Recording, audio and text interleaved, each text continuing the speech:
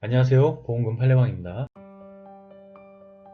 불안장애, 우울증, 불면증 병력자가 입원 권고를 받은 당일 자택에서 투신한 경우 약물 치료를 거부하고 유서가 없으며 유리하게 간정되었다면 자살사망보험금은 부책인지 여부에 대하여 서울중앙지법 2022 가합 513988호 토대로 명확히 살펴보도록 하겠습니다. 기초사실, 망인은 2021년 8월 4일 14시 25분경 자택의 거실 창문을 열고 투신하였습니다.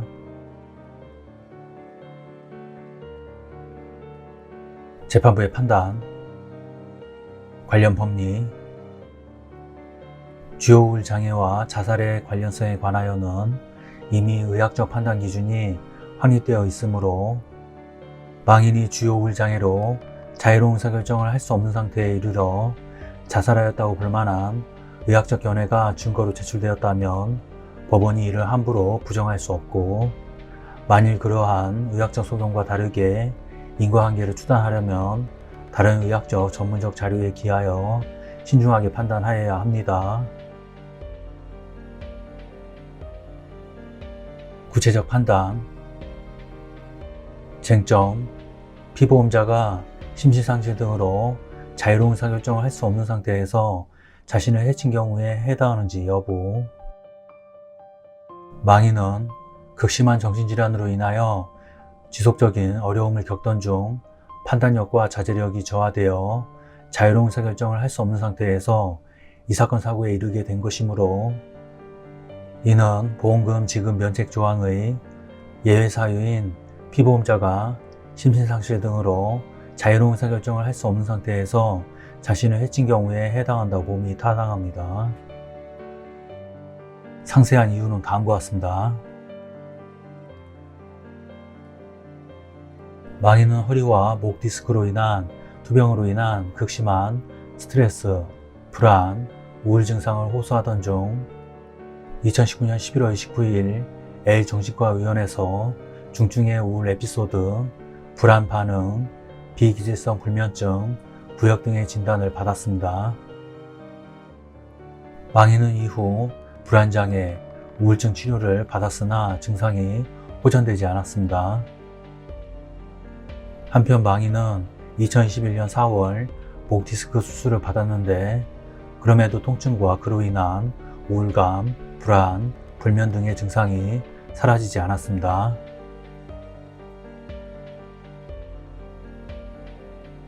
그 무렵인 2021년 5월 24일자 망인의 진료기록에 의하면 망인이 담당 의사에게 뛰어내리라고 한다 머릿속에서 등의 진술을 한 점이 확인되고, 한편 피고는 이를 근거로 망인이 그 무렵부터 고의에 의한 자살을 의도하고 사전에 이를 계획하고 있었다는 취지로 주장하나, 그 무렵 망인의 정신상태 및 위와 같은 진술의 맥락, 당시 상황에 비추어 오히려 이는 망인이 점차 자제력을 잃고 자살 충동에 시달려 왔음을 보여주는 사정이라고 할 것입니다.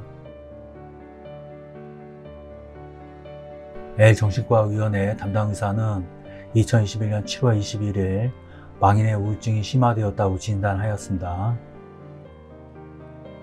담당 의사는 2022년 8월 4일 망인이 약물 치료를 거부하고 내원 당시 극도의 불안, 우울 증상을 보이자 병원에 입원할 것을 권고하였습니다. 위와 같이 망인은 중증의 우울 장애를 겪으면서 그로 인한 증상이 심각해지는 추이에 있었고, 의학적 전문적 지식을 가진 전문가가 보기에도 충동적이고 난폭한 행동을 할 것이 염려되는 상황에 있었던 것으로 보입니다. 망인은 의사로부터 입원 치료 권고를 받은 2021년 8월 4일 당일에 이 사건 사고로 사망하였습니다. 망인은 병원에서 귀가한 직후 유리컵을 던지고 깨진 조각으로 자해를 하는 등 난폭한 행동을 보였고, 망인의 배우자인 원고 A가 안방에서 자해로 다친 망인의 손을 치료하고 뒷정리를 하는 틈을 타 거실로 나가 창문을 열고 투신하였습니다.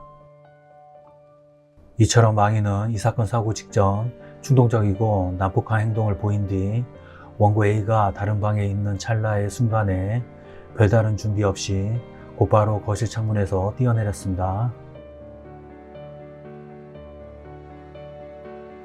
위와 같은 구체적인 투신 방법과 여기에 일반적으로 정상적인 판단력을 가진 자라면 미성년자인 자녀가 집에 있을 때에 투신을 할 것으로 예상되지 않음에도 망인의 경우는 이 사건 사고 당시 원고 B씨가 망인의 자택에 남아 있었던 점, 망인이 원고들에게 유서조차 남기지 않은 점 등을 종합하여 보면 이 사건 사고는 망인이 자유로운 의사결정을 내릴 수 있는 상태에서 의도적, 계획적으로 한 행위라고 도저히 평가할 수 없습니다.